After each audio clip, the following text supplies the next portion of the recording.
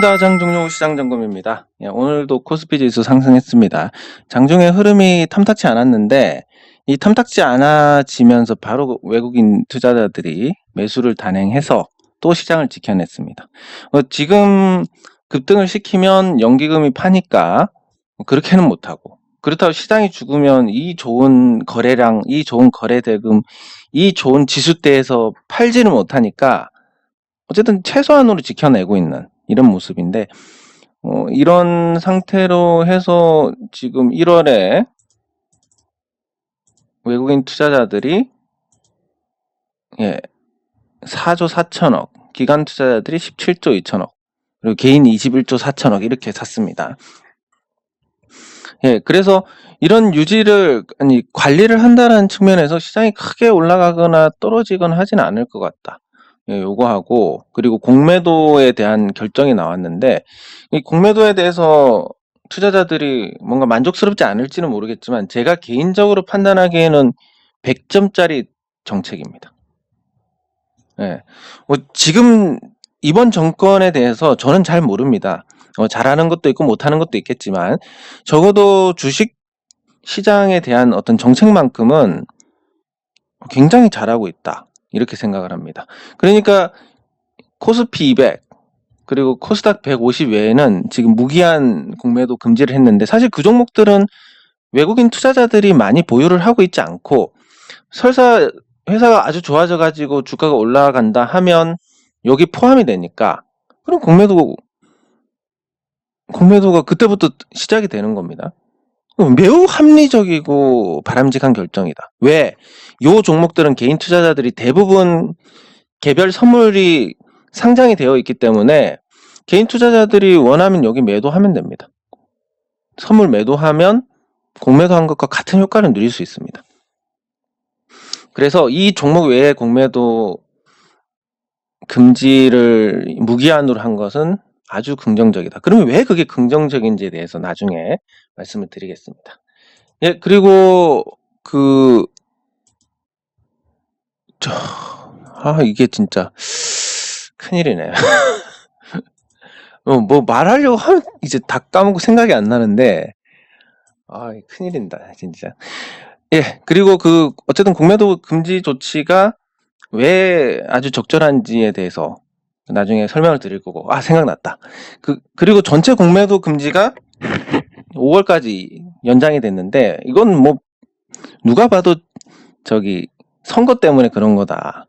누가 봐도 그런 건데, 어쨌든 그게 이유가 됐든 뭐가 됐든 이 투자자들의 눈치를 본다는 자체가 굉장히 좋은 현상입니다.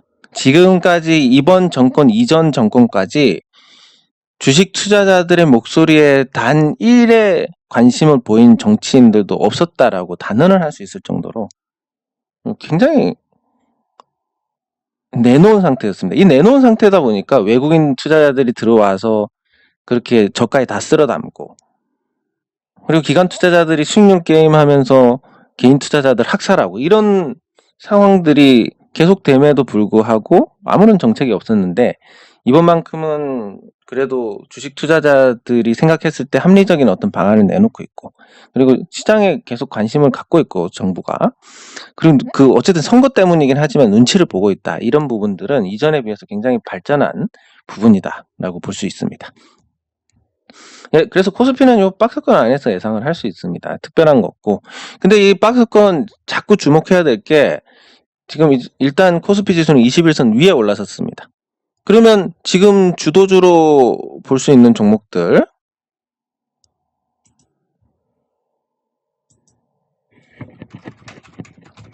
삼성전자 21선 밑에 있습니다. 삼성전자는 물론 여기서 또 이렇게 해가지고 바꿀 수는 있지만 상식적으로 생각을 해보겠습니다. 지금 삼성전자의 시가총액이 505조 원입니다. 그리고 여기까지 올라올 때는 신고가였습니다. 신고가에서는 모든 사람들이 수익입니다. 그리고 잘 올라가니까 뭐 계속 올라갈 것 같아 하고 지켜봅니다. 파는 사람이 급하지 않고 사는 사람들은 계속 올라가니까 급하고, 그렇게 해서 이게 오버슈팅이 나온 겁니다. 그러면 이 매물이 없는 자리에 올라가는 거 하고 이제 이 매물을, 이만큼의 매물을 극복을 하면서 올라가는 거하고 차이가 엄청납니다. 외국인 기관 투자자들이 오르면 또 던질 거고, 이런 것까지 고려하면 삼성전자를 들어 올리려면 최소한 4에서 5조 원 정도를 사야 된다. 이만큼 외국인이 뭐 팔았다가 다시 이만큼을 살 것이냐? 당연히 아닐 것이고, 그럼 기관 투자자들은 역시 당연히 아닐 것이고, 여기서도 팔고 있었는데 계속 팔아왔는데 여기서 산다? 말도 안 되는 소리고. 그러면 지금 사서 올릴 만한 주체가 개인밖에 없는데 개인이 지금 4조 5조를 살 것이냐, 좀 어렵다고 보고 있습니다. 그래서 지금 이미 삼성전자는 주도주, 그러니까 시장 대비해 가지고 이미 꺾였다, 이게 더더욱 지금 확실해지고 있는 상황입니다. 코스피 지수가 여기서 박스권 흐름을 보이는데 삼성전자는 하락 추세로 이렇게 돌아서게 된다면, 그럼 뭐 그 뒤에는 더 설명할 필요가 없을 정도로 악화가 됩니다. 왜냐하면 요 매물을, 여기서부터 매물 여기까지 떨어진다라고 하면 이 매물을 다 극복하고 올라가야 되는데, 자, 여기서 많이 떨어질수록, 조정폭이 클수록, 자, 여기서 만회를 해야 될 매물도 많을 뿐만 아니라 이만큼 상승하면 여기서 샀던 사람들이 단단히 쥐고 안 파느냐, 그게 아니고 이쯤 되면 여기서 매수한 쪽에서도 매도를 하게 됩니다. 여기. 그러니까 이 매도세하고 묵은 매물의 매도세하고 이걸 다 받아내면서 올라가야 되는데, 과연 가능하냐? 신고가에서 이렇게 달릴 때야 뭐 삼성전자 같이 거대한 종목도 올라갈 수 있지만 한번 꺾이고 나면 굉장히 어렵다고 봐야 됩니다. 네. 그리고 코스닥으로 가면, 자, 이제 코스닥은 저는 중소형주들이 준동을 할 때가 됐다라고 봅니다. 이게 이제 촉발되는 게 공매도 금지 조치에 대한 거. 350개 종목을 제외한 모든 종목들이 공매도 금지가 무제한 연기가 된다, 연장이 된다, 이런 상태입니다. 그럼 지금까지 공매도가 사실 어떤 영향을 끼쳤느냐? 앞서 정부가 공매도 재개하겠다는 350개 종목 중에서 실제로 공매도 때문에 피해를 본 종목이 거의 없습니다. 거의 없고, 공매도 잔량이 많은 종목들은 당연히 가치 대비해서 말도 안 되는 주가기 때문에 공매도가 그만큼 쌓이는 게 당연한 겁니다. 예, 그래서 공매도 제도가 이 종목들에는 거의 부정적인 영향이 거의 없었다고 봅니다. 개인적으로는 뭐 시장의 어떤 균형을 잘 잡아갔다, 박스권 흐름을 만든 건 있지만 거품을 만들지 않았으니까 잘 잡아갔다고 볼 수 있는데, 그 350개를 제외한 나머지 한 2000개 정도 되는 종목들은 오히려 공매도에 굉장히 타격을 많이 받았습니다. 특히 신용 물량이 늘어난 종목들. 그럼 어떻게 되느냐면, 대주주 지분을 대주를 합니다. 네. 요거를 하니까 충분히 이제 때릴 만큼 지분을 빌릴 수가 있고, 두 번째, 전환사채 리픽싱을 액면가까지 잡아놓습니다. 요 두 가지를 하게 되면 어떻게 되냐면, 대주주 지분을 빌려가지고 던집니다. 주가가 완전히 팍팍 때리니까 작은 종목들은 이런 매도세가 나올 수가 없으니까. 삼성전자도 마찬가지입니다. 삼성전자가 만약에 삼성그룹 대주해가지고 한 20%, 전체 수량이 20%, 100조 원 정도 되는 물량이 한꺼번에 쏟아진다? 삼성전자 주가가 버티겠습니까? 실적이 50조가 나도 100조가 나도 그건 박살 나는 겁니다. 근데 작은 종목에서 그만한 물량이 쏟아지니까 당연히 주가가 떨어지는 거고 완전히 박살이 납니다. 박살이 나서 이 신용 물량이 반대 매매가 나옵니다. 패가 다 노출이 돼 있으니까 이걸 다시 사서 갚아버리면 됩니다. 요만큼 수익이고, 근데 얘들도 어떤 리스크가 조금이라도 있을 수 있지 않습니까? 열심히 때리는데 갑자기 누군가 치고 올려버리면 큰 손해를 보니까 요 전환사채를 갖고 있습니다. 뭐냐면 이제 전환사채를 주가가 떨어지면 리픽싱이 됩니다. 예를 들어서 5,000원에 전환하는 게 주가가 계속 떨어지면 리픽싱 전환가액 조정이라고 해서 4,000원이 되고, 또 리픽싱 전환가액 조정해서 3,000원이 되고, 이렇게 됩니다.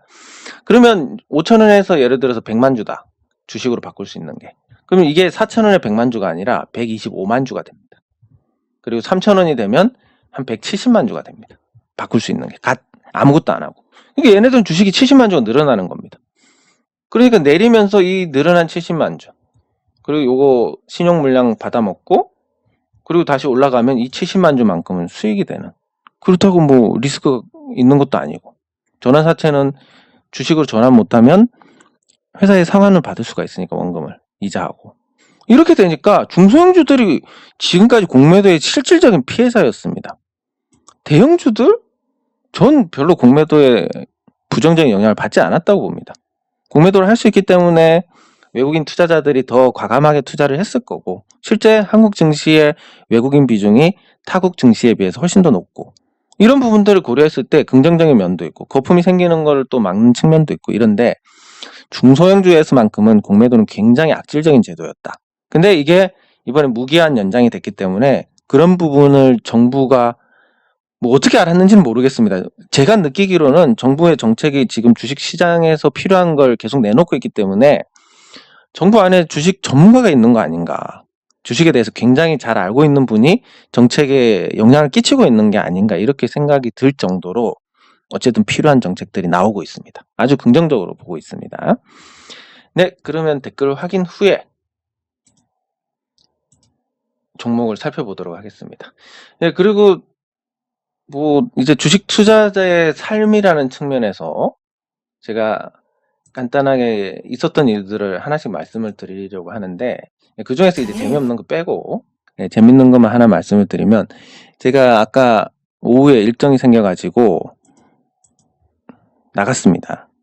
오후에 일정이 생겨서 나갔고 그 시점에서 요게 수익이 거의 25만 원 가까이 됐었습니다. 요게. 그리고 뭐 다시 반등할 것 같지도 않았고 그리고 저는 밖에서 대응을 할 수 없게 합니다. 모바일로 거래 안 합니다. 저는. 왜냐하면 언제든지 거래할 수 있으면 무리를 하게 되고 그 무리를 한 상태로 밖에서 일 보다가 보면 진짜 뭐 감당할 수 없는 일. 그러니까 그 일을 보다가 감당할 수 없는 일이라는 게 그런 거 있지 않습니까? 예를 들면 제가 한 10만 원짜리 볼일을 보고 있는데 주식에서 엉뚱한 짓을 해가지고 한 100만 원 까였다. 이렇게 해버리면 일하는 의미가 없으니까. 그래서 가능하면 제가 밖에서 대응을 못해도 될 만한 상황만 만들고 될 만한 종목만 하고 그렇습니다.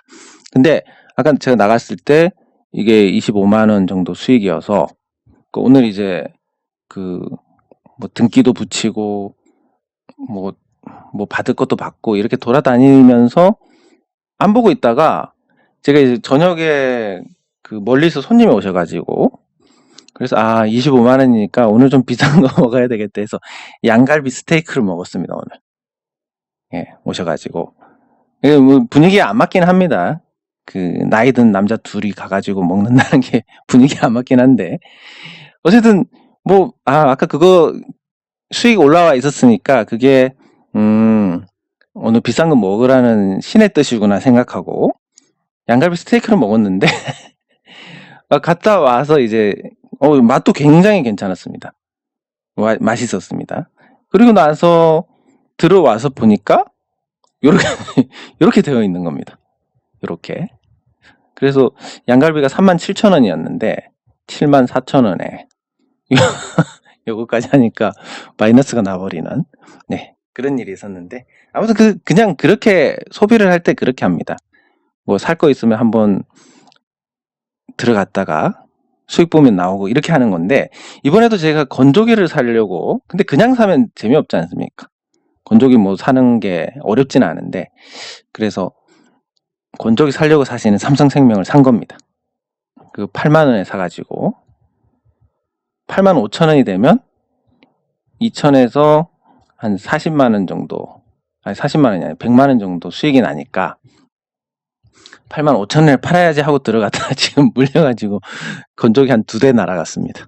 예. 뭐 그게 이제 그런 식으로 재밌게 제 나름대로 이제 재미를 붙여서 하는 건데 아무튼 오늘 갔다 와서 보니까 양갈비가 날아가 있더라. 요런 거. 또 지금 아까 겪을 때는 기분은 되게 재밌었는데 제가 재미없는 사람이다 보니까 조금 재미가 없는 것 같습니다. 예, 그러면 댓글 확인을 해보겠습니다. 예, 감사합니다. 예, 슬슬 이제 다가오고 있는 것 같습니다, 이게. 네. 네. 기억력이. 확실히 좀 느껴집니다. 예전에는 진짜 생각이 안 나는 게 없었는데, 그래서 메모를 왜 해 도대체 이렇게 생각했는데, 이제 메모가 필요한 게 아니라, 뭐 진짜 녹음까지 해야 될 정도로. 예. 예, 이 종목마다 다르긴 한데, 이 종목들이 뭐 가치 대비해서 나쁘지 않다면, 뭐 괜찮을 것 같습니다. 예, 감사합니다.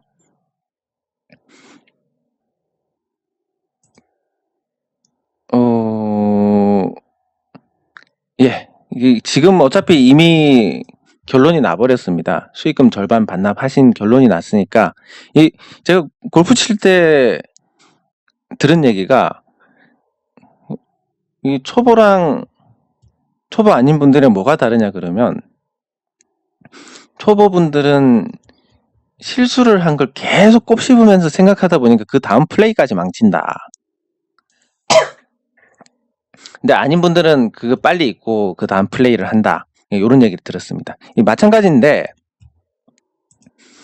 그 수익금 절반 반납한 걸 계속 생각하시면 또 매매가 꼬입니다. 이건 어쩔 수 없는 겁니다. 이미 일어난 거고 바꿀 수 없는 과거입니다. 빨리 잊어버리시는 게 좋습니다. 네. 네. 알겠습니다. 예, 감사합니다. 일단 심리가 가장 중요하기 때문에 손실이 나가지고 마이너스 50%가 찍히고 내일 모레 독촉에 상환을 해야 되고 이런 상황에서도 마음이 느긋하다. 요러면 이제 문제가 있는 거지만 그게 아니라 뭐 잔고 변동이 있더라도 난 잔파동 신경 쓰지 않고 내가 생각했던 투자 목적과 내가 하는 투자 성격에 따라서 대응을 할 거니까 나하고는 이거 아무 상관없는 일이다 라고 생각하셔서 마음이 편하신다면 굉장히 좋은 현상입니다. 결국은 심리입니다. 여러분들 모의 투자로 투자를 해보시면 굉장히 수익이 잘 납니다. 정말로. 근데 실전에만 가면 박살이 납니다. 결국은 이 마음, 심리에 따라서 영향이 크더라. 이런 부분입니다. 예, 제가 머리도 나쁘고 뭔가 감각도 떨어지지만 부지런한 거, 근면성실한 건 스스로 괜찮다고 자부를 합니다. 예, 놀지를 않습니다. 저는. 예, 배당주는 제가 한번 만들 텐데 지금은 적기가 아니고 배당주 투자 적기가 9월에서 11월입니다. 시장이 좋으면 9월, 시장이 나쁘면 11월입니다. 그때 필요할 때 제작을 해서 올려드리겠습니다. 지금은 배당주 들어가면 스트레스만 받습니다.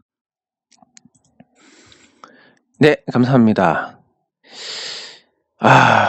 예, 이제 완전히 간 것 같습니다. 완전히 갔는데 또 메모도 하고 뭐 녹음도 하고 이러면서 보완을 해 나가면 되니까 굳이 그거에 대해서 너무 속상하다 이런 건 없습니다. 조금 불편하다는 정도. 예. 네. 예, 감사합니다. 포스코, 예, 요거 끝나고 보겠습니다. 가격으로는 포스코는 무조건 사도 되는데 타이밍으로 한번 보겠습니다. 차트로. 예, 감사합니다. 이거 아주 좋습니다. 조급한 마음이 많이 없어졌다. 이러면 그냥 편하게 투자하시다가 어느 순간 한번 딱 터지는 겁니다. 예. 실제로 그렇습니다. 인디언들에 대한 기우제가 있지 않습니까? 기우제를 해서 만약에 비가 안 내리면 인디언 추장이 과연 이 부족 구성원들의 신뢰를 얻을 수 있을 것이냐.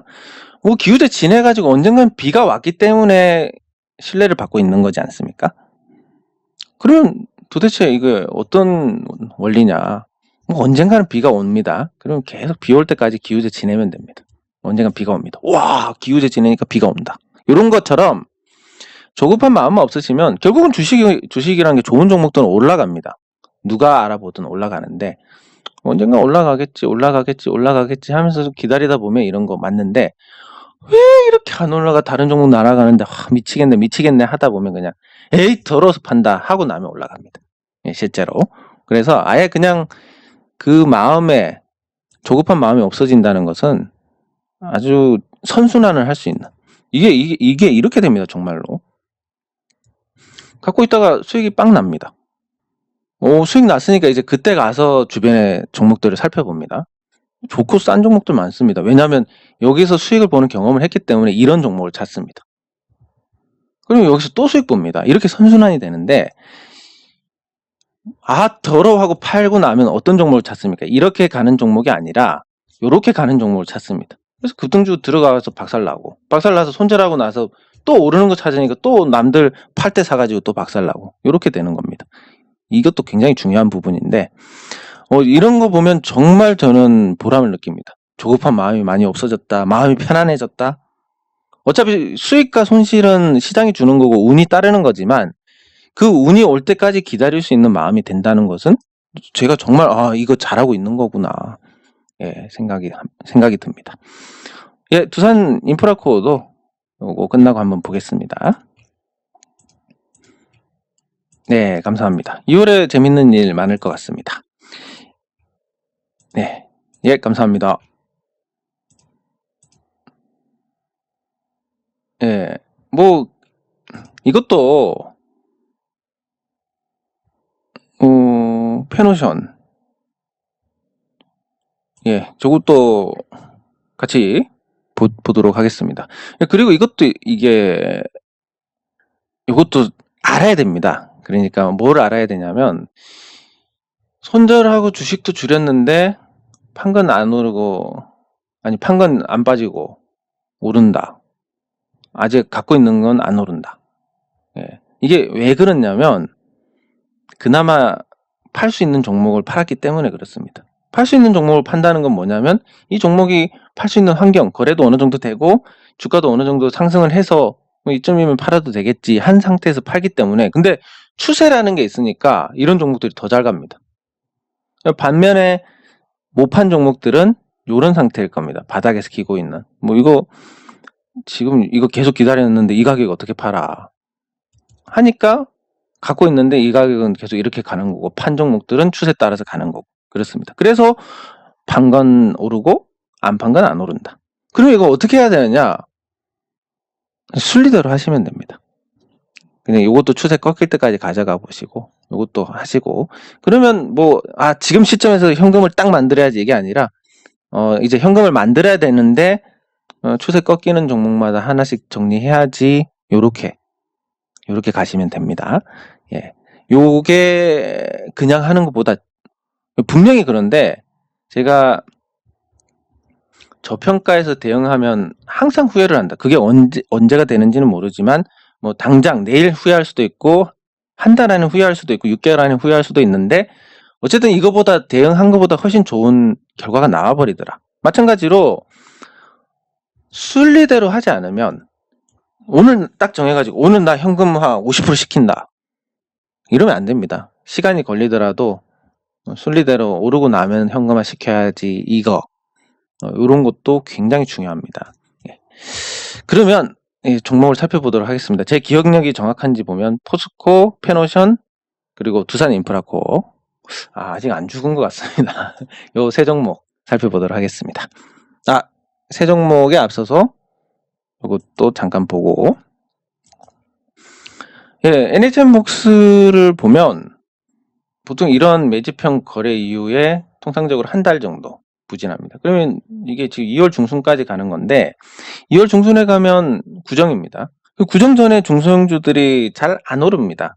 왜냐하면 자금 수요가 있으니까 이게 주식 투자하시는 분들은 아시겠지만 보통 이 영혼까지 끌어모아 가지고 투자를 한다. 이게 됐고 실제로 주변에 보면 카드값 내야 되는 상황이 오는데 주식을 팔아서 카드값을 내시는 분이 예전에 계셨습니다. 한 몇 년 전인데 지금도 크게 다르지 않다라고 보면 이제 구정 때 돈을 많이 써야 되는 상황에서 아무래도 주식을 조금 파는 수요가 있을 것이고 그런 거 따지면 요 한 달 정도까지도 재미가 없을 건데 원래 예상은 이거였습니다.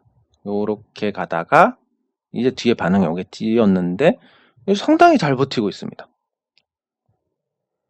상당히 잘 버티고 있고, 이렇게 되면 이쯤 수렴을 해가지고 구정이 끝나고 나서 이제 방향을 결정할 텐데, 이미 이렇게 갔는데 이렇게 방향을 정한다? 굉장히 가능성이 낮다고 보고, 구정 이후에는 뭔가 시원하게 상승할 수 있는. 그래서 만약에 뭐 고향에 내려가시는 분들이 계시다면, 아니면 뭐 어쨌든 친구나 지인분들이나 친척들 만나는 분들이 계시다면, 혹시 주식 이야기가 나왔을 때, 당연히 뭐 삼성전자가 좋고 뭐 이렇게 되겠지만, 그런 거 말고 뭐 다른 거 없냐, 작은 종목 없냐 했을 때, 뭐 종목을 말씀하시면 어떻게 시달리는지 제가 보여드렸고, 유튜브에 제가 보여드린 게 아니라 그 유튜브 예전에 그 시트콤 그거 어제 보여드린 것처럼 그런 일이 생기는데, 알아서 할 거면 뭐 요게 지금 좀 반응이 있지 않을까. 하지만 사지는 마라.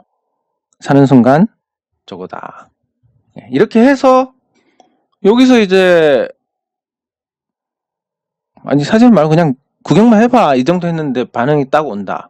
그때부터 야 뭐 다음에 뭐 사야 돼. 이런 일이 생기는데, 어쨌든 뭐 수렴 이렇게 해가지고 가는, 처음 예상보다는 훨씬 더 흐름이 좋은 것 같습니다. 다 중소형주가 움직이는데 이유가 있기 때문에 긍정적으로 볼 수 있습니다. 그리고 액트는 뭐 특별한 거 없으니까 넘어가고, 용신금속이 오늘 반등이 조금 나왔는데, 오늘 반등은 좀 자동차하고 엮여서 반등한 게 아닌가. 뭐 저절로 아무 어떤 개입 없이 저절로 움직인 것 같은데, 어쨌든 아직까지 3,300을 건드리지 않고 움직인다는 것은 굉장히 좋은 현상이다, 이렇게 볼 수 있습니다. 여기서 움직이다가 나중에 주총하고 뭔가 변화가 있으면 당연히 주가가 올라가는 거니까. 그리고 지금 보시면 올라갈 때 외국인 투자자들이 샀었는데 지금 팔았습니다, 여기서. 그럼 얘들은 평단가 이 정도 될 거고, 이걸 요 정도에서 팔았으니까 재미를 봤습니다. 이게 그럼 프로그램 매매다라고 치면, 이 프로그램 매매로 들어왔던 외국인 투자자들이 차익 실현을 하고 나갔다. 그러면 여기서 한 번 더 오르면 또 들어옵니다. 아마 탄력을 받는 날이 있을 거니까 이것도 재밌게 보시면 될 것 같고, 그리고 공매도가 지금 짧게 금지된 게 아니라 지금 무제한입니다. 어쨌든 기약 없이 금지가 됐습니다. 중소형주들은 정말 제가 말씀드리지만 엄청난 호재입니다, 이게. 뭐 내일 반응은 그렇게 강하지는 않을 겁니다. 그렇지만 실질적으로는 정말 호재입니다. 대주주가 자기 물량 대주해가지고 전체 주식이 한 20-30%가 쏟아져 나와버린다. 신용 물량 있는 종목들은 신용 때문에 반대 매매가 나올 수밖에 없고 그 물량을 다시 받아간다. 혹시나 모르니까 전환사채 리픽싱까지 시킨다. 요거에서 벗어날 수 있기 때문에 중소형주들은 굉장히 리스크가 줄어든다, 공매도가 없으면. 이렇게 보시면 될 것 같습니다. 그래서 이 영신금속도 거기에 해당이 되니까 긍정적으로 볼 수 있습니다. 그리고 기아차. 기아차가 죽을 것 같았는데 지금 아직 살아 있습니다. 근데 과연 이게 도대체 무엇 때문이냐, 설명을 하려고 하면 설명을 못 합니다. 아무 의미가 없기 때문에. 그냥 누가 사니까 오르는 겁니다. 주가 올라가면 누가 사니까, 주가 내려가면 누가 팔아서. 이게 사실 정답이고 나머지는 모릅니다. 그러면 왜 샀을까를 생각을 해보면 다음 투자에 도움이 되는데, 애플카 때문에 샀다. 근데 애플카가 과연 돈을 벌어줄까? 못 벌어줄 것 같은데? 언제 생산하는데? 2024년부터 생산하는데? 앞으로 최소 3년, 4년간은 아무것도 없는데? 근데 왜 올라가? 애플 브랜드가 기아 브랜드 가치를 높여주나? 폭스콘이 가치가 높습니까? 브랜드 가치가 높은가? 아닌데. 아무리 따져봐도 이거는 아무것도 아닌 겁니다. 근데 오른다. 그냥 시장이 좋아하고 애플이라는 화장을 해서 기아차가 예뻐졌다. 그럼 화장이 언제 지워지느냐? 보통 6개월 이내에 지워집니다. 시장 관심을 받아서 오르면 시세가 그렇게 오래 가지는 않습니다. 근거 없이 올라가면. 그 가치 근거가 있으면 장기 상승인데. 그래서 기아차가 일단 요 고점보다 더 올라갔기 때문에 뭔가 어떻게 될지는 모르겠지만, 이 오버슈팅 자리에서 크게 갈 수는 없다. 짧고 굵게는 되지만 어쨌든 길게는 못 가는 거니까 기아차를 보유하신 분들은 주가가 얼마나 갈지 모르니까 5일선 같은 걸 기준으로 잡아가지고 이탈하면 정리해야지. 이러면 이제 시세까지 다 즐길 수 있고. 그리고 두 번째가 이탈하면 정리해야 되고, 또 하나가 그 뭐에 이탈하면 정리하는 거하고, 네, 또 하나를 말씀드리려고 했는데, 요즘 이제 스위치가 꺼졌다 하는 이런 느낌이 듭니다. 요거를 이제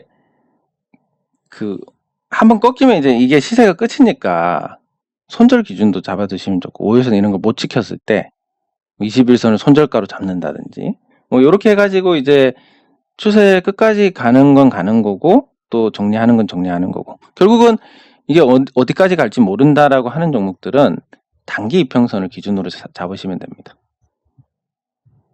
네, 또 하나가 뭐 요런 거, 과열이 너무 심하다 이런 자리들.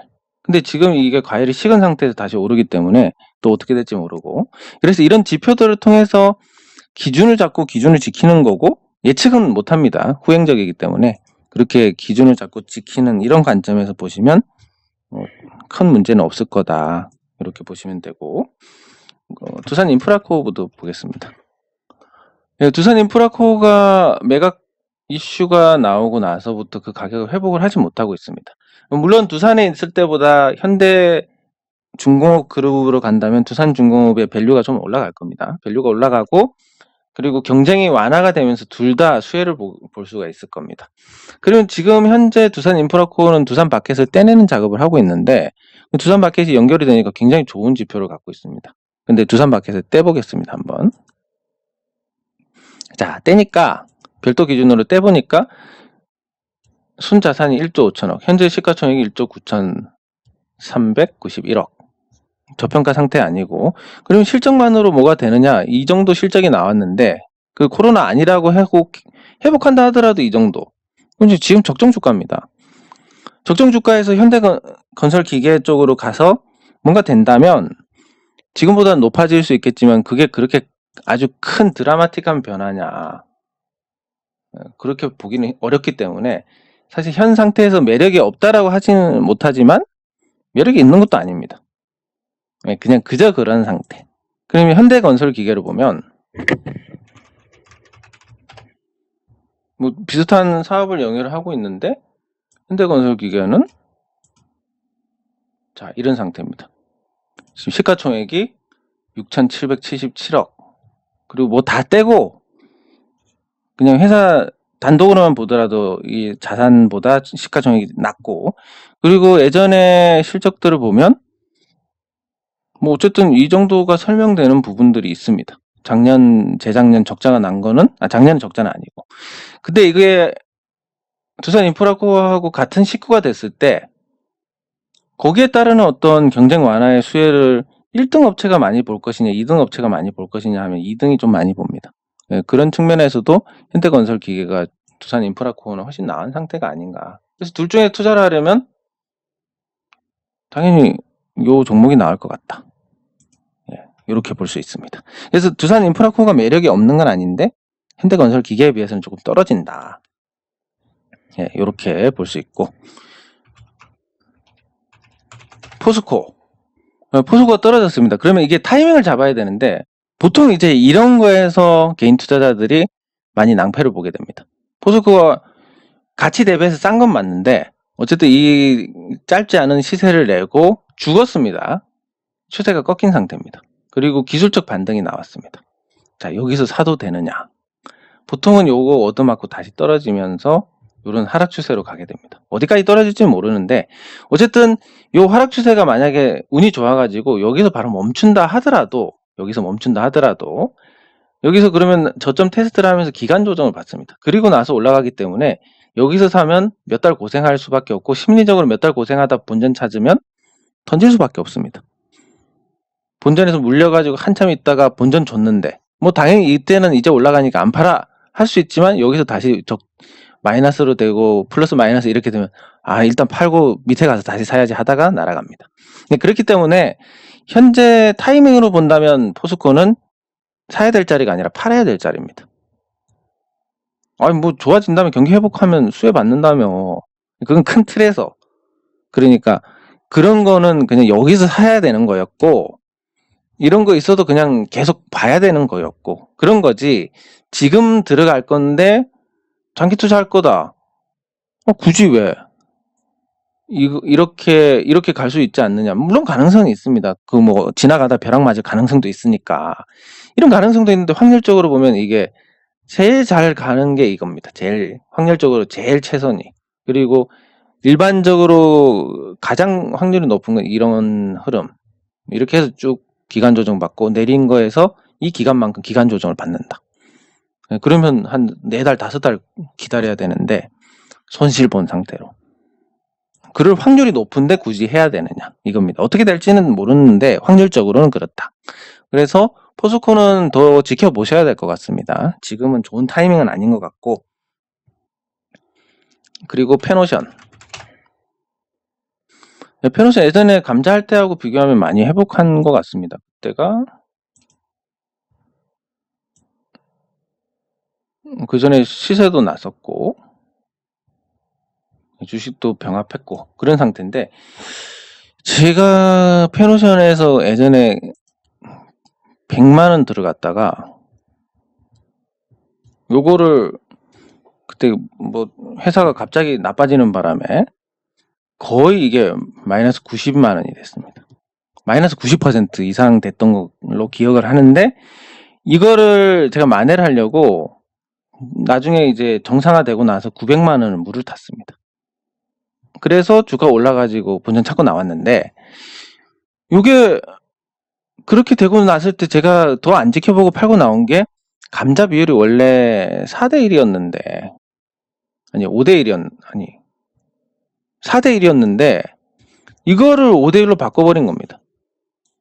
그래가지고 와 이거 진짜 쓰레기네 이렇게 생각하고 안 해 투자 이렇게 된 건데 일단 페노션이 보면 지금 시가총액이 자산 가치가 3조 원 그리고 매년 이익이 나는 게 영업이익이 2조 원 2천억 원대 그리고 시가총액이 2조 4,800 뭐 그러면 대충 이 사이에서 뭐랄까 정상적인 수준 적정한 가치를 시장에서 받고 있습니다. 그리고 최근에 뭐 주가가 나쁘지 않았고 만약 이때 샀으면 왜 이렇게 부진하지 생각하실지 모르겠지만 예전부터 보유를 하셨다면 지금 나쁘지 않은 상태인 것은 아실 것 같고 뭐 매물 소화하고 더 달릴 수 있을 것이냐는 그 경기에 달렸는데 일단 수요는 늘어나고 있습니다.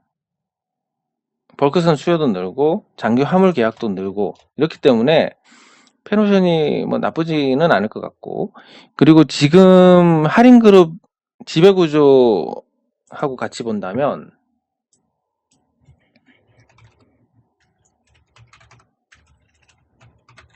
하림이 있고 하림 지주가 있습니다.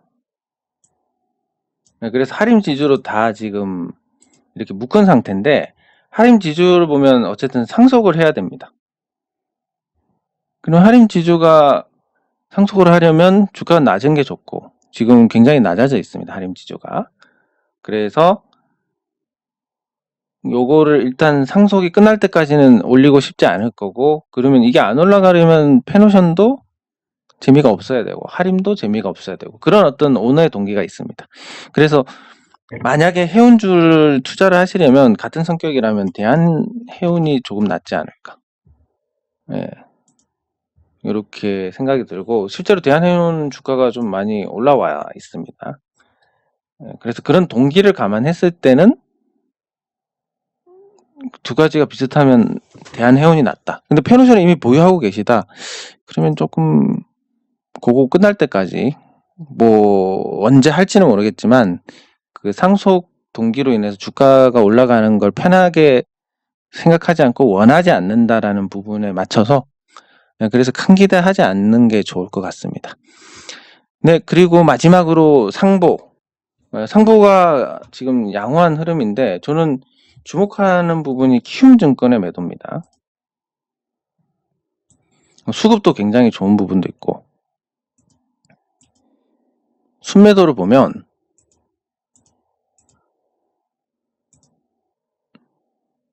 지금 4일 누적으로 봤을 때, 그 전에도 많이 팔았으니까 한 10일 누적으로 보면 키움증권이 매도 1위입니다. 여러분들 지금 고점에서 박살나는 종목들 쭉 가보시면 다 키움증권이 매수 1위입니다. 근데 키움증권이 매도 1위다. 이게 굉장히 좋은 현상인 것 같고, 이게. 예, 그리고 수급에서도 보면 오늘 외국인이 43만 주나 사들였고, 뭐 나쁘지 않은 것 같습니다. 기관 투자자들도 조금 입질이 들어왔었고, 나쁘지 않은 것 같은데, 아쉬운 거는 전환가액 다 밑에까지 완전히 조정받고 이게 시세를 시작하면 좋으련만, 뭔가 실적이 좋다는 소문도 들리고 이러니까 그냥 또 올라가려고 하지 않나, 이런 생각이 듭니다. 그리고 어느 정도 시장에서 계속 1200원에서의 지지력이 확인이 되고 있으니까 이렇게 점점 단단해지는 이 지지선 아래에 두고 상단이 열려 있다. 그러면 주가가 올라가기 조금 더 쉬워지지 않나. 기관 투자자들도 이때부터 계속 샀고, 외국인도 매수로 전환을 했고, 그래서 수급도 나쁘지 않다. 작은 종목 치고는. 이런 걸 봤을 때 조금 괜찮고, 저기 상보도 어쨌든 자동차 부품하고도 연관이 있으니까, 지금 자동차주들 날아가는 상태에서 충분히 관심을 받을 수 있을 것 같고, 이런 거 봤을 때 그냥 뭐 주가가 안 오를 수도 있지만 리픽싱 뭐 끝까지 되는 거는 포기를 해야 되겠다, 이런 생각을 가져봅니다. 네, 장 종료 후 시장 점검은 여기서 마치도록 하겠습니다. 수고하셨습니다.